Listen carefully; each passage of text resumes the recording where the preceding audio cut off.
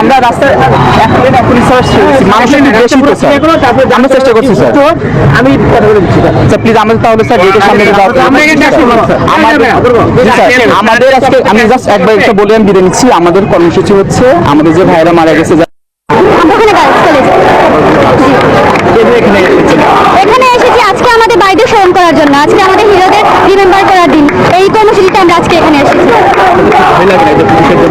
না না, আমরা একটু আগেই দৌড়ানি খেয়ে আসছি, আমরা ভয় নাই, ভয় নিলে আমরা রাস্তায় আসবো কেন? দৌড়ানি খেয়ে কি আবারও এখানে এসেছে? হ্যাঁ অবশ্যই আমরা আসছি। পুলিশকে ভয় লাগে? না না না না, এটা আমাদের সব আমাদের সাথে হয়েছে অনেকবার। গ্যাসেলকে খেয়েছেন? না না, মানে আমাদের ভিতরে গেছে অনেকবার। হ্যাঁ হ্যাঁ হ্যাঁ হ্যাঁ হ্যাঁ।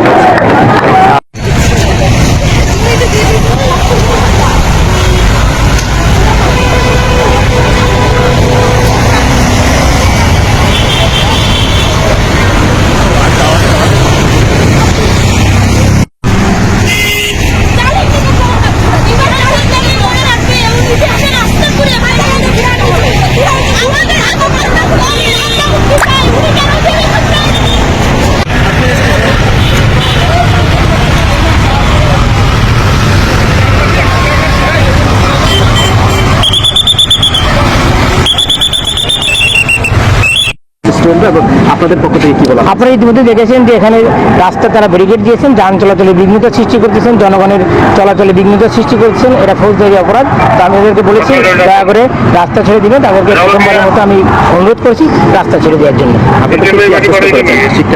রাস্তা ছেড়ে দেওয়ার জন্য, যাতে জনগণের চলাচলে বিঘ্নতা সৃষ্টি না হয়, তার জন্য তাদের রাস্তা ছেড়ে দিতে বলেছি।